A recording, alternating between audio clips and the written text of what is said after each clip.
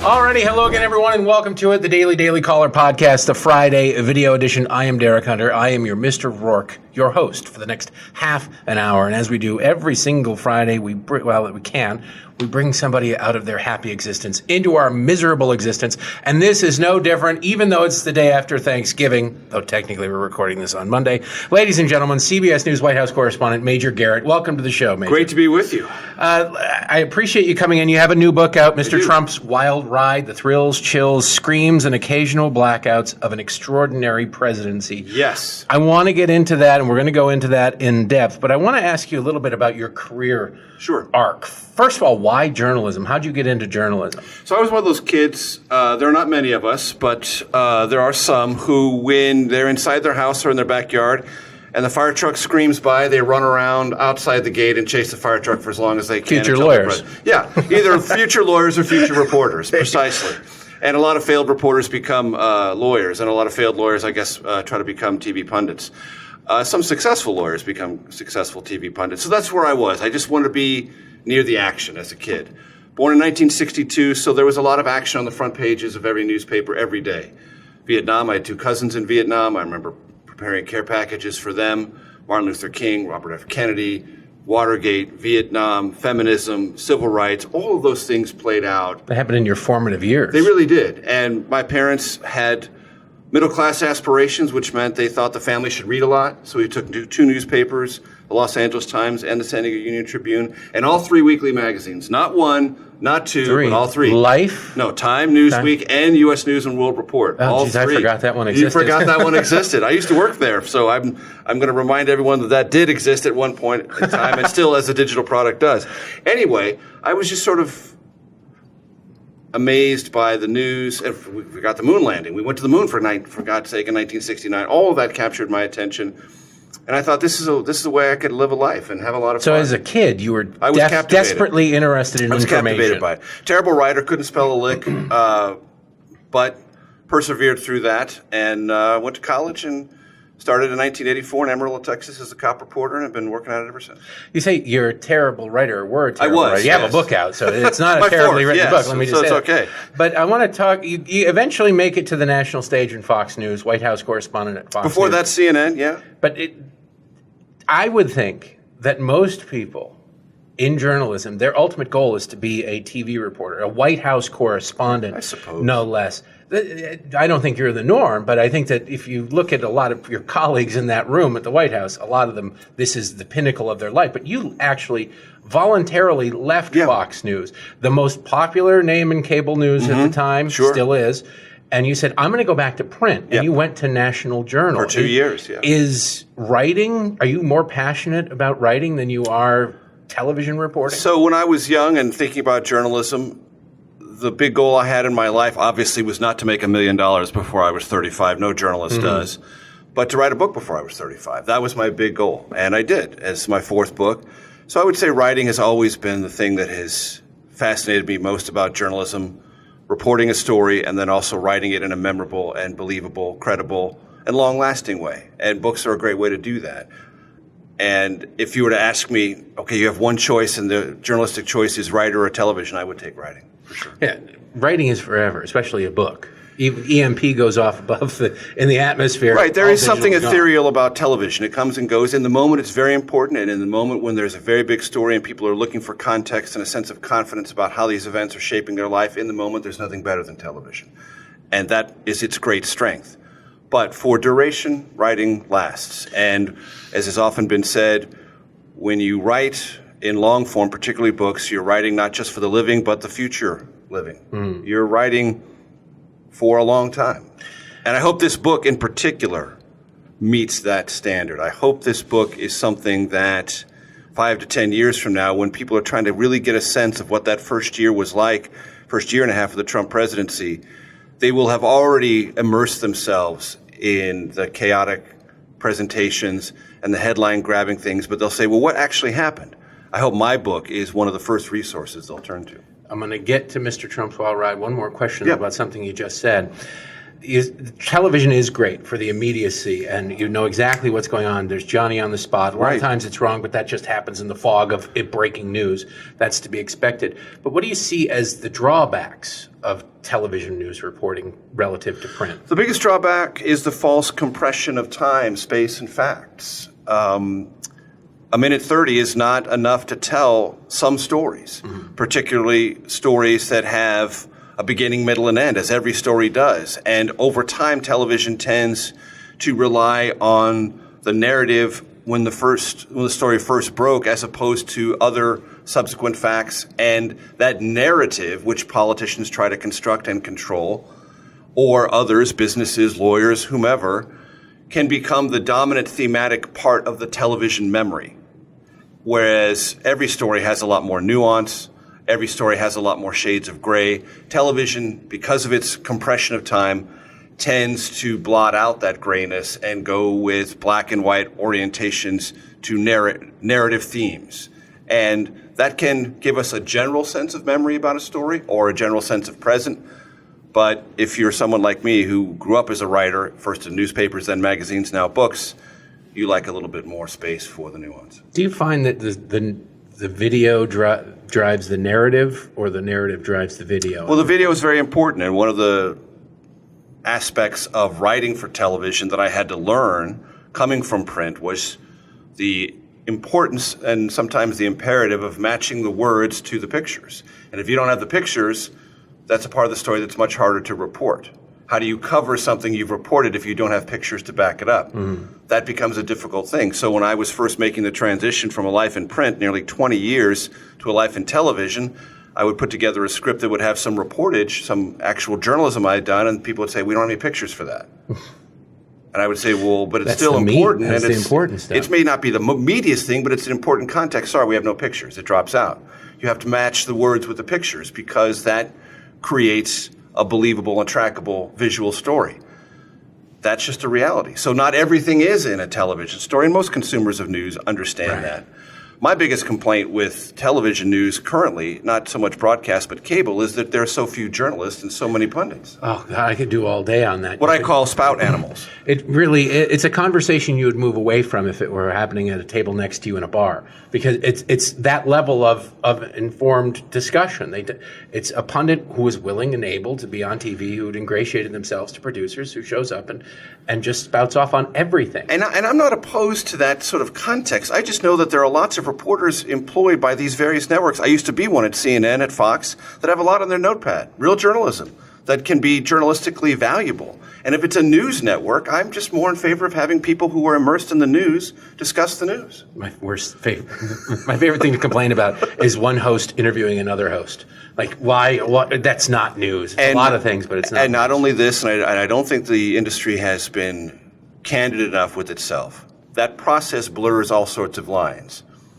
And in the process of blurring those lines, then the industry says, well, the president or any political figure can't denounce us because he's denouncing editorial people as opposed to journalists, or he's confusing the lines. Well, we have to a certain degree also blurred some of these lines and made it less obvious to viewers what is a journalist, what is a pundit, and what is analysis, and what is editorial opinion. And we have, I'm not saying we're to blame for it, but we cannot credibly look in the mirror and say we haven't contributed at some level to the blurring of those lines. Well, that brings up sort of the Jim Acosta situation. And I know he's your colleague. I don't know if you like him or not. I don't care if you like him or not. The situation at the press briefing when he got his hard pass revoked, he didn't stand up and ask a question in my mind. Now, I'm a conservative. Everybody knows I'm a conservative. Sure. But I want to challenge you. And then he said, you said it was an invasion, the caravan, but it's not an invasion. It was...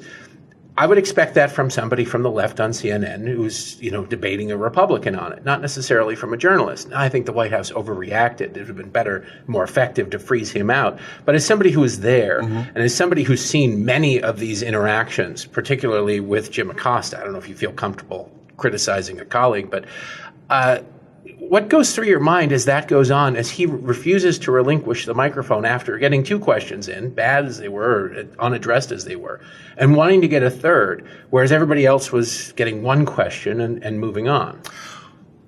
like comedians who do not critique other comedians' jokes, I don't critique other reporters' questions. I work on my work. Mm-hmm. I was asked to give the president questions before Jim Acosta. I think I was the second one called on at the press conference. My 3 questions all got answered, and they were all on the nose of the news. Jeff Sessions, Rod Rosenstein, Ryan Zinke, and are you contemplating shutting down the government over the border wall? Mm-hmm. All 3 questions. But those are defined questions that are small and contained. Asked and answered, and all made news. Boy, I wish I had a sense, I didn't know for sure, but I had a sense that something was coming on Jeff Sessions. Sure enough, nearly 45 minutes after, the whip came down. So I consider that a good day. And you asked me what's going through my mind. I've already had my questions asked and answered. Now I'm just trying to keep track of all of his various answers. And certainly I was aware of the tension in the room. The tension in the room is a byproduct of the president's own tension and aggressiveness toward the news media. I've always counseled my colleagues. This dovetails to your book, right. Mr. Trump's Wild Ride. Now, some of my colleagues have asked me, and some of them haven't. My advice is always the same. Rising to his emotional level will never work. As a matter of fact, what we have to do strategically is be even quieter. Ask our questions, get our answers, and let him be the hot persona in the room. Because if he's the hot persona and we're hot back, he has a moment and his staff has a moment to see how out of control the press is, see how it can't behave itself, how it's either disrespectful or not sufficiently engaging of this president at a way that they've engaged previous presidents. That gives the White House a tool to use against those who cover the president. So I think if you look at my demeanor in every press conference, it's always the same. It's not. I don't have a hard time getting questions to the president. I will give you an example. On Friday, I was the pool reporter, meaning representing the 5 networks, in the Oval Office. The president wanted to end things. I'd gotten like 3 or 4 questions in. I actually looked at him, caught his eye, and without even saying a word, I just said, I need one more. I mouthed that. And I'll say to the audience, I need one more. Almost mousily. Right. And he looked at me and said, okay, go ahead. Those were all the Mueller questions. I got 4 more.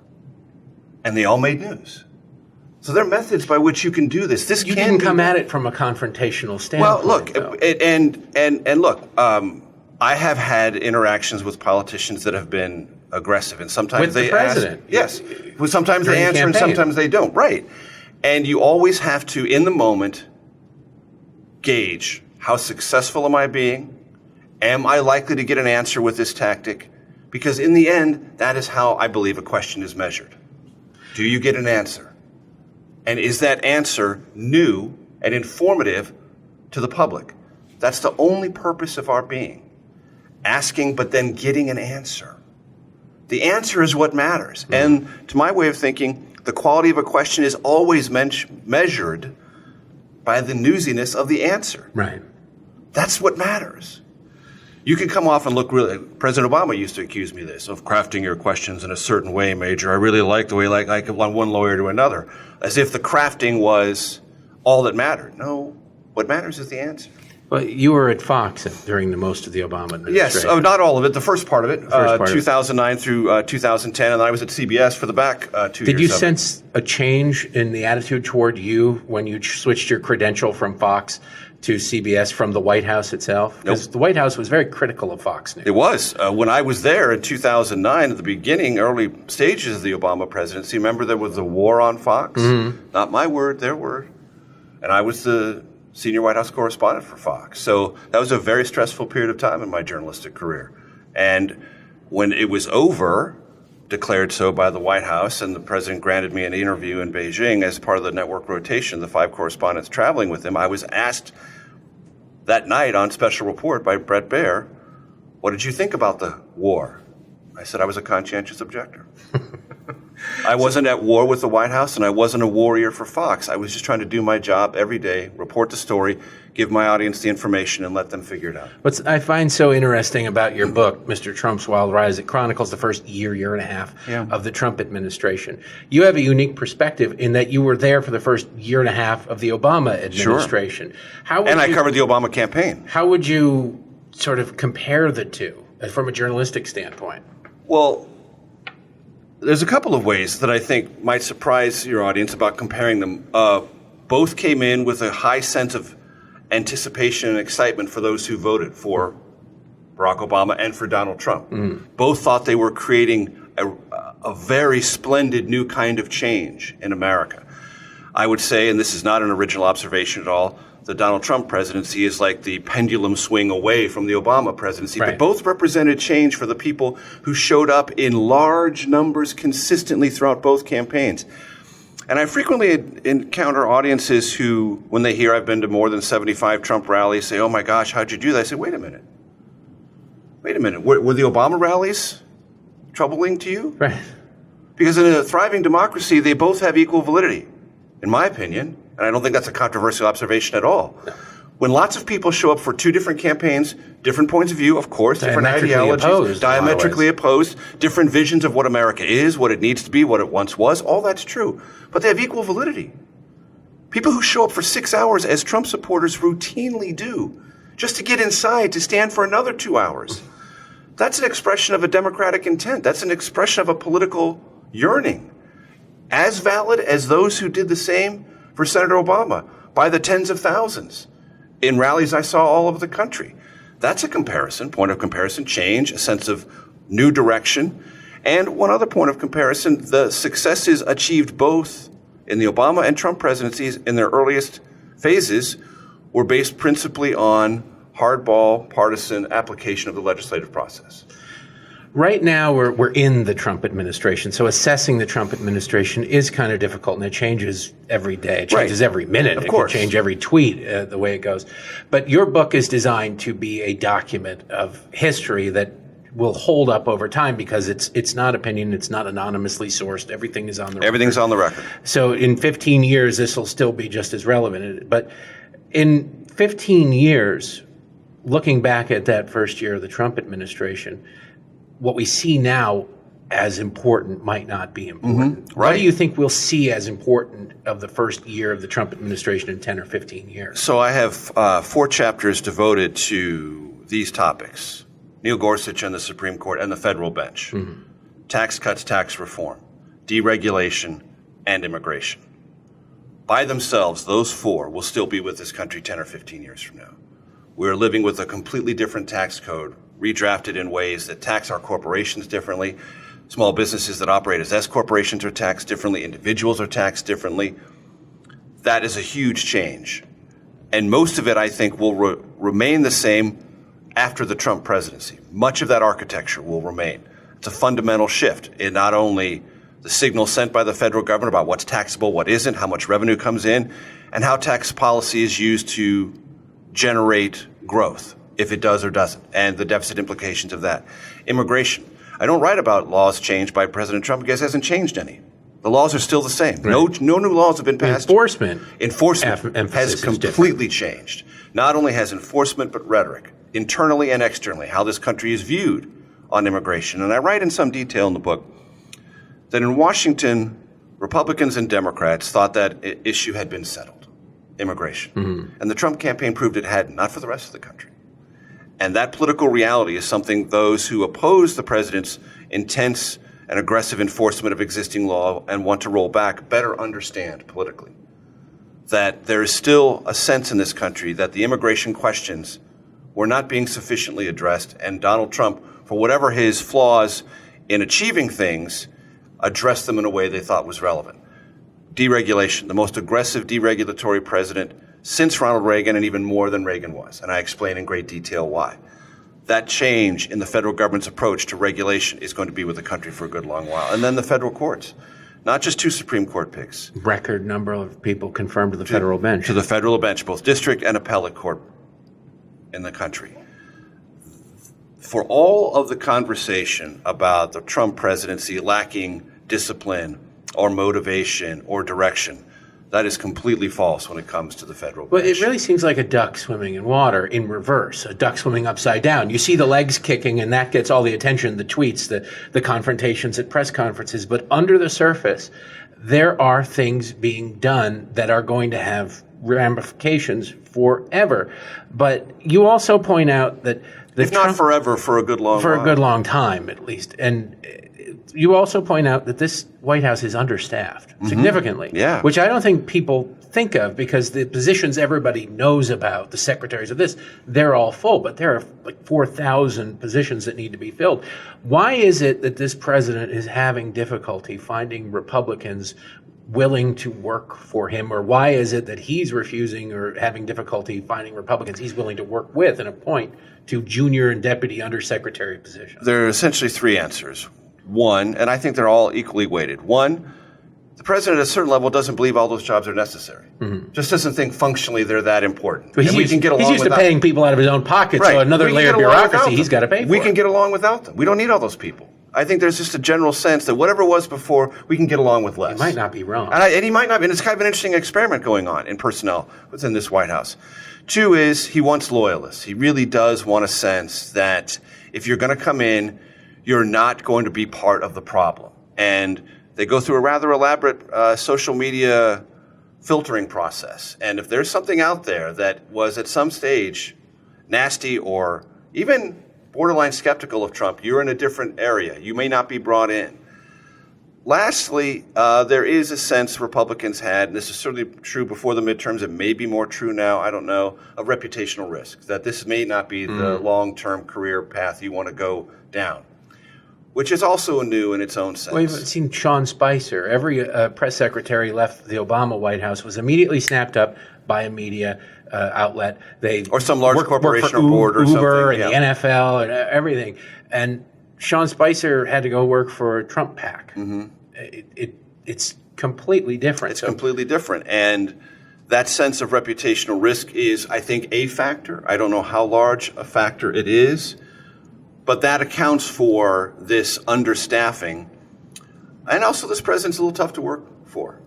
He's very demanding. He likes to pit people against each other. And he doesn't mind that. He certainly doesn't mind that at all. He believes that's part of the creative expression. People bang into each other. He watches it. And that can be a little, that's not just competitive, but it comes at people in unexpected ways. And that can make the work experience, which is already hard at the White House, harder still. Looking at the first year of the Trump administration that you write about, can you give an example of where pitting people or allowing people, not even necessarily pitting us, but allowing people to go against each other actually had a good result for the president? Because we only hear of the infighting. We don't necessarily hear about the results of the infighting. Sure. Let me give you just three. The president wanted a new strategy or a new approach or a new conversation about Afghanistan. He got it. People were pitted against one another. And in the end, as he said publicly, and I think the president ought to be given credit for this, my inclination was to get out. That's what my instincts were. That's my gut. But I didn't do that because I sat down, my people clashed, and I listened, and we came to a different perspective and a new, maybe it's not a new policy, maybe it's a continuation of the inherited Obama policy. But that's a process where there was a clash and there was some discussion. I don't know how high up it went about mercenary forces and subcontracting this out, and I mean being completely different. When you're brainstorming, everything is on everything the is table. possible. And I do think this president brainstorms in ways that rattle some establishment figures. So like, wait a minute, we can't even talk about that. Why not? I think the president often says, why not? Why can't we talk about that? Afghanistan's one. Syria, there's another one. After the chemical weapons attack, the president was moved by that. There was a sense of the various options. This wasn't necessarily a clashing case, but I think it is one of those episodes, and I detail it in the book, where the president didn't just have one meeting and make a snap decision. He had three. And after the second one, everyone's like, well, he's going to decide. And like, no, I want one more. I want to go around again and listen to everyone, and then I'll make my decision. There was a sense of a measuredness and a curiosity, and in the end, as rendered to me by those who were eyewitnesses, a calming sense of balance in the way the president took in information, asked questions, and ultimately made a decision. That's not something you hear very often about the Trump presidency. It's not something, it's a big takeaway, you would say, from the first year. And I would say on trade, which is a chapter I don't have in the book because it wasn't resolved in the first year. And the clashes over trade were just absolutely at daggers drawn. Well, he's going against decades of conservative orthodoxy. Free trade is precisely. Everything. And that went on and on and on. And finally, somewhat in the spring of 2018, he just said, done. We're going tariffs. I'm the president. I've decided. You're not resolving it. And you're at each other's throat. I'm solving this. I'm telling you where we're going, and we're going down this road.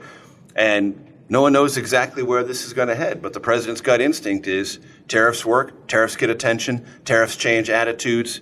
They may create some ripples in the economy momentarily, but in the end, they'll work to our net benefit. We're going to find out with China in the very near future. And once he makes a decision, he seems to stick with it. Now, I want to talk to you a little bit about personnel in the first year, because people forget. It seems like a decade ago because of so much news every day. Yesterday seems like a year ago. His inner circle has pretty much been turned over from that first year, except for Kellyanne. Who is the most... And Garrett and Ivanka, of course. Yeah, well, family you're not going to get rid of. But how would you rate some of the people as far as their impact or importance? Reince Priebus, for example, as chief of staff, doesn't get any credit for really just about anything except for getting Jeff Sessions not to resign. Yes. Not insignificant. We'll get into Jeff Sessions and after this, but Steve Bannon, who, whether or not he was influential, remains to be seen, and time will have to tell, but he's certainly out there telling people he was. Who was the most important player in that first year who's now gone? Who's now gone? Oh, okay. Because Kellyanne Conway, obviously, the survivor. And don't forget Stephen Miller. True. He remains, I would say, the most structurally important person within the White House. He's one of the few people who gets into the weeds in policy. Gets into the weeds in policy and has recruited and has himself taken upon himself to find people in key parts of the bureaucracy and make them receptive to and answerable to the larger Trump immigration agenda. I would say, beyond a shadow of a doubt. Would you say he's Trump's hidden hand? He's the most effective and persistently effective on his range of issues person in the White House from day one to now. Of who's gone? Gone. So Reince Priebus was effective for the president at the time when there needed to be some interaction with Congress and some agenda setting and some sense of directionality. People blame him or associate him, if not blame, maybe they just associate him with the failure to repeal and replace the Affordable Care Act. I go into very rich detail in the book, in a whole chapter devoted to health care, some of the very early structural decisions President-elect Trump made about the politics of health care that made that defeat nearly inevitable, meaning he did not do what Paul Ryan and Mitch McConnell asked him to do, which is just do a straight repeal vote and save the whole question of replacement for a year or two down the road. Do you think he went after replace it simultaneously because he was afraid of the press that he would get? I think he was afraid of the political optics of it and the idea that this was a trap that he would be walking into, that the Republicans would say, sure, we'll repeal it and give us the time and space to replace it. I think he said, no, I need to drive my bargain now. I'll never have more authority than I have right now. And if I leave this for 2 years, who knows what political situation I'll be in? Look at the midterms. Maybe he was right about that. No. We're going to do this all together. And whether you guys have a piece of legislation or not my problem. You've been promising it for 6 years, not me. Let's do it together. And that decision made during the transition, which I recount in the book in ways that I don't think you can find anywhere else, laid a direction for healthcare that ultimately did not succeed.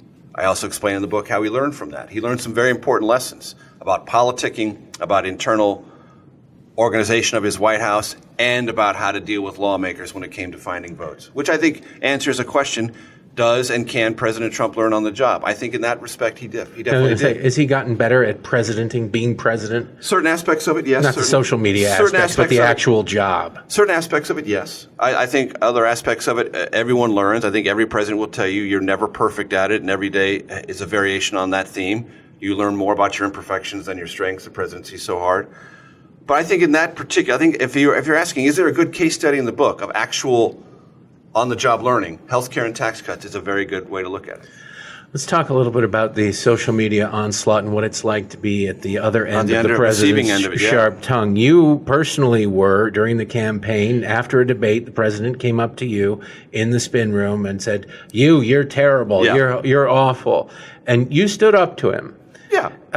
You had an interesting lesson I heard about what you learned and how to deal with Trump from that. Right, which is understand that for him, part of it is asserting his sense of control or his desire to have control. Part of it is play acting, and part of it is serious. And you have to understand in the moment that you can't be sure what percentages of those three exist. But if you stand your ground, you have a chance to find out. If you don't stand your ground and sort of cower away, then he wins and walks away and you get nothing. So all I said was, you don't believe that. And it wasn't like a big shouting match or anything. He said, no, you're terrible. I'm like, you don't believe that. He said, no, I really mean it. You're awful. You're terrible. I'm not talking to you. And I finally said, you don't believe a word you're saying. He's like, I do, but go ahead. I'm not going to. All right, fine. Go ahead. And it wasn't, and I don't want to over-dramatize it like this was some Titanic moment. It wasn't. I'm sure he's forgotten about it. I just remembered it as like, okay. Well, it's on video. That's why I remembered it. If I had backed away, if I had not suggested to him, I knew what I was doing there, and I knew what I needed, and I knew I needed to get from him, I would have lost the moment. And in my trade, you can't lose those moments. After the debate, there's one quote you got to get. And it's not from Carly Fiorina. It's from Donald Trump. But dealing with Donald Trump as a reporter is different than dealing with him as your boss. And Jeff Sessions. I would imagine so, yeah. Jeff Sessions, your one instant there in the spin room after the debate, elongated for a year and a half, 2 years, is Jeff Sessions' tenure as Attorney General. You write about Jeff Sessions there. Does the president still like Jeff Sessions? No, I don't think so. No? I think that relationship has been fundamentally altered, and altered for the worse for all time. And the president has a kind of sense about both loyalty and strength that he values at a very high personal level. Both suggest something to him that he values. Loyalty, meaning to him, is not just about politics or party or ideology. It's personal, deeply personal. And you never, I don't believe, unless your family, ever fully pass that test. I believe that test is constantly applied and reapplied. Strength is also something the president cares about a great deal. I write in the book that there are some ways in which I think he and Lyndon Baines Johnson are similar in their physicality, in the way they use the phones, and ways they view the world through television. But the physicality strength side of it is, I think, an important dynamic for both candidate Trump and President Trump. And I know from going to so many Trump rallies that projection of strength at a psychological level that we don't even talk about is deeply important to his supporters. They sense something about his own confidence and vision for the country that they believe has either been lost or undervalued. And that projection of strength is, I think, deeply psychologically important to them, part of their attachment to Donald Trump. And in both areas, loyalty and strength, on the recusal question, Sessions failed. And that was not a test you could take a second time. Why did he not fire him? Was he honestly hoping that some of this public ridicule, which he piled on and on, would have caused him to resign much sooner? Possibly. Do you really think he wanted that? Possibly, but the president also knew, and I described this in great detail in the book, that when, on the day that Robert Mueller was appointed special counsel, Jeff Sessions submitted his resignation the very same afternoon. And I recount how Reince Priebus ran in a panic through the White House searching for his now resigned Attorney General, only to find him inside of his SUV getting ready to leave on West Executive grounds. He's done. Right. It's over. Pleads with him to come back in the White House and unresign. Did the president want Reince Priebus to do that, or did No, Reince did that entirely on his own. I mean, he literally heard from Don McGahn that Sessions had resigned, and on his own, he ran and pursued him because he just, as I say in the book, he knew that on that day, there's no good day for Jeff Sessions to resign, but the worst possible day is the day that Mueller is also appointed. So I explain in the book that Sessions then gave the president after he unresigned, an undated resignation letter. Said, fill out the date whenever you want. And then Reince Priebus had to spend time getting that letter back from the president to sort of settle this whole question. Why didn't Trump fire him? I also talk about this in the book. Because for those in the conservative activist community in Washington, Sessions is kind of a folk hero on immigration, on pro-life issues as they define them, on a whole range of conservative issues. He was kind of a lone actor in the Senate, shunned by some of his Senate colleagues as too conservative, too hardcore on these issues, not to these conservative activists. And when this tempest about Sessions' future at that period of time, early summer of 2017 cropped up, they all wrote letters to the president, said, don't fire him. And that was a kind of a conservative pushback that's only occurred once in the Trump presidency, and it was over the fate of Jeff Sessions. And the president heeded that and said, I don't want to pick a fight with them. And I'll continue to ridicule Sessions, but I won't fire him. It'll be very interesting to see if Jeff Sessions ever talks about it, because he hasn't really addressed his Don't think he process. won't return to Alabama and run for Senate again. You don't think so? No, I do think so. I said don't rule that out. I'm not really sure. He is a creature of the Senate. He might go back and take on Doug Jones. He was Attorney General like he was Senator. I've worked in the Senate. It's all my good friend this and very cordial. I'm not predicting it. I'm just saying it would not stun me. Would theoretically be a tap and putt for him. The Democrats didn't even bother to put up opponents to him in his last 2 races, I believe. When it comes to Trump, does he listen to advisors? Sometimes. Has his mind ever been fundamentally changed? You mentioned Afghanistan is one where his inclination was to do this, but he was never, I'm getting out. He was never definitive, I'm going to get us out. Let me give you one example. Tax cuts, and I go into detail in the book about this. He was, as your audience will well remember, adamant about a 15% corporate tax rate. 15, 15, 15. That's my number. Mine, 15, 15, 15. And up until very near the end, he was driving that message not only externally, but far more importantly, internally. And the votes simply were not there for that. And Paul Ryan, as I recount in the book, Speaker of the House, had a conversation with the president and said, look, Mr. President, we can't hold 15, and you're going to have to retreat from that simply to make the revenue numbers work under reconciliation. For the budget resolution we've established, that's a lot of deep, weedy stuff, but it's all important. And in the process, he gets the president to move to 18. Then Steve Mnuchin and Gary Cohn, then the top economic advisor in the White House, sit down with the president and say, look, you want to hold at 18, you've already given up 15, why don't we just get to 21? Because then we'll control what we're negotiating over to get the other votes we need. But if you don't get to 21, then we're going to keep having to negotiate you back, and we won't be in control of what we're giving to get. And the president said, I don't like it, but I'll do it. And that we have a corporate rate of 21. That's exactly why.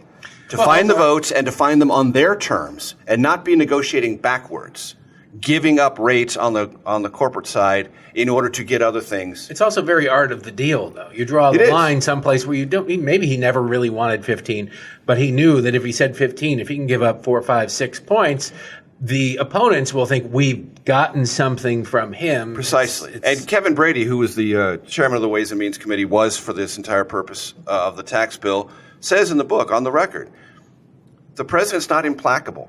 He's not indifferent to negotiating processes or new ideas, but he wants to know what he's giving up and why. And if you can't explain to him what exactly he's getting in the giving, he won't do it. Your book, Mr. Trump's Wild Ride, is different from Bob Woodward's book. It's different from the Fire and Fury book. It's different than a lot of the books that are out there and being written about the presidents in one very important way. It's on the record stuff. Yeah. You attribute quotes to the people who said them. You got them from the people who said them. Why was that important to you? Because I'm sure you could have written a much more salacious book. In the process of reporting this book and putting this book together, I bet you heard rumors. Sure. I bet you heard stuff that you thought, oh, well, nobody's willing to go on the record. You had to decide to put that aside. What made you decide to do what the other people didn't do? So one motivation was to kind of lay down a marker of what journalism looks like in the Trump era. Not that this is the only example, but I wanted it to be a credible and self-verifiable mechanism. Okay, if you don't believe me, Google any of these people named in the book and if they've complained about anything in the book. Answer no. The White House had this book 2 weeks before it was published. Not a peep. Not a peep then, not a peep since. That tells me that they know that all the things attributed to those to whom it's been attributed stands up. They know because I've recorded everything and I faithfully transcribed it. And it's reflective of that time, of that moment, and of that historical achievement or lack of achievement. The other point is I knew, because I sort of live with this day in and day out, that the Trump approach to the presidency creates a lot of histrionics. It creates a lot of storminess, if you will. I write about that in the book, only glancingly. There's so many porn jokes I could make. That's not what a presidency is. And I write at one point in the book, even the worst American presidencies achieved things, and even the best ones had conspicuous failures. We have a sense that a presidency is only this or that, success or failure. Trust me, it's an odd combination of both, and the great presidencies have more accomplishments than failures. But no presidency is without failure. And I've covered now, this is my fourth president, and I covered Congress for nearly 15 years. I thought, damn it, I ought to put that experience to some useful purpose. And what better time, what more necessary time to put that to useful purpose than now, and as journalistically verifiable as I could, get away from that which I knew the market had already been glutted with. Right. Now, has this been so far the most commercially astute approach? No, it hasn't. The book's not selling as well as the other books. It's going to have a shelf life. It's right. going to have I'm going to tell your audience right now, this book is not selling as well as the other books. And if you want to lay down a marker on behalf of something that's about what really happened as opposed to what didn't happen and sounds scary, I'm begging you, buy the book. You should definitely pick up the book. It's an interesting recounting of history, and it'll have that archive there for you in years to come when you look back on this administration. I want to ask you about the president himself. I have this theory that the president is his own worst enemy. Nobody can lay a glove on Donald Trump like Donald Trump can. But the best thing Donald Trump has going for him is all the people trying to lay a glove on him. They can't. I've joked about it only half-heartedly on the show that all Democrats have to do is act sane for a little while and they would clobber him, but they seem incapable of it. The same goes for the Jim Acostas of the world. Just ask some serious questions and try and drill down there. And then if they come at you like a rabid spider monkey, you're not the story, but you probably will get fewer hits then. What is there validity to that belief? I think there's a lot of validity to that. The president, I have two quotes in the book that speak to this. One from Corey Lewandowski, the president's first campaign manager, who says, on the record, Trump hates negative press unless he generates it. Boom, right there. Also, I quote former Speaker Newt Gingrich, who is a regular conversationalist and advisor to this president on the outside, who recounted a conversation he had with the president in the Oval Office. This is all on the record, so I'm not talking out of school at all. It's all in the book. And Newt came into the Oval Office and said to the president, 80% of you would be 100% better. And Trump said, you're talking about my tweets. And Newt said, right. And Trump said, no, you mean 95% of me. And Newt's like, no, I meant 80. And then they go through this unresolved negotiation over what percentage of tweets Newt actually likes. And that's where they left it. It was never resolved. They never got to a number they could agree on. And the point was sort of lost because Trump wanted to negotiate over what percentage of tweets the former Speaker of the House actually thought were effective. And that's kind of it in a nutshell. To your point about Democrats and their reactions, the president understands in a way that I don't think his political adversaries do, that he's willing to be a provocateur and willing to take a lot of negative portrayals to A, gauge their reaction, force them into reactions that then he can pivot around and pivot against, and use as a way to point to his supporters and say, see what I'm up against. And I'm not a political strategist. I don't give advice to anyone. All I would say is in history, certainly in the 20th century, those that were up against formidable and strong either empires or entities were most successful when they got quieter and less aggressive, as opposed to more aggressive. Is there anybody in the White House in his inner circle who can get to his ear that he unequivocally listens to? Well, so is it Ivanka? I think yes, but I don't think that's ever universally true. When I mentioned earlier that the loyalty test is never fully passed by anyone other than his family, it also means that you can give the president advice, I believe, and I don't have any absolute repertorial confirmation of this, but let's just say for the sake of argument, 9 times out of 10. And you can come in 9 times and give the president advice. That's really good. That's the 10th time he'll call you a moron. either because he has to take you down a peg or two, Right. actually believes it, or is just being arbitrary for the sense of keeping you off balance. I recount in the book that there are times when the president will give an order to form a policy, work it through the interagency process. People will come back exactly as he asked, look around and say, who disagrees with this? And they'll be like, what do you mean? Well, who in here disagrees with this? No one? Why will? I'll be the minority voice to something he set in motion himself. Just because either he's changed his mind, got some different perspective, or wants to just jostle things. Right. If you're trying to brainstorm, you kind of got to knock, if nobody wants to play the game, you got to knock some heads around to try and get somebody to play the game. Yeah. What would you say, last question, Major Garrett, for the people out there who both love Donald Trump, maybe two things here, for the people who love Donald Trump and for the people who hate Donald Trump, would be the most surprising thing for them to learn about Donald Trump? So for the people who deeply oppose Donald Trump and, as I write in the book, almost feel strangled with their sense that they can't breathe, so much of this feels so offensive or Right. traumatizing to them, that the president oftentimes isn't that thing he plays on television. He is sometimes calm, reflective, quiet, and able to and willing to take in lots of information and come to what you would regard as methodical presidential decisions. Syria is a very good example of that, and I recount it in the book. Afghanistan is also a part of that.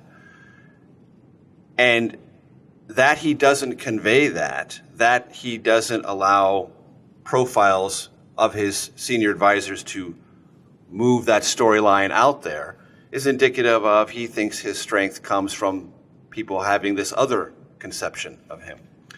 For people who love Donald Trump and believe he is a change agent in all the best ways, he hasn't changed Washington nearly as much as he promised. A lot of water in the swamp still. A lot. Not only that, but maybe those who have been empowered by his deregulatory agenda might not share the most or even half of the economic needs of those who most fervently support the president.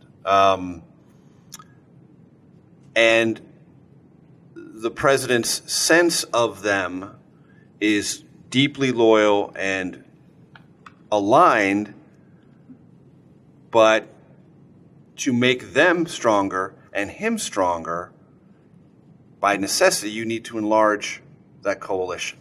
And he probably doesn't do them nearly as much good as he could if he enlarged that coalition. Still never a dull moment there at 1600 Pennsylvania. No. Even when you want one. Right, exactly. People, this must be the most exciting period of your life. Yes, and I could use a little bit less of it. Mr. Trump's wild ride, the thrills, chills, screams, and occasional blackouts of an extraordinary presidency. The author is Major Garrett. It's available now everywhere fine books are sold. Pick up a copy. Thanks for coming in. Thanks for the great conversation. My pleasure. Appreciate it. Subscribe wherever the subscribe button is. Subscribe on iTunes to this show. We'll be back here on Monday full of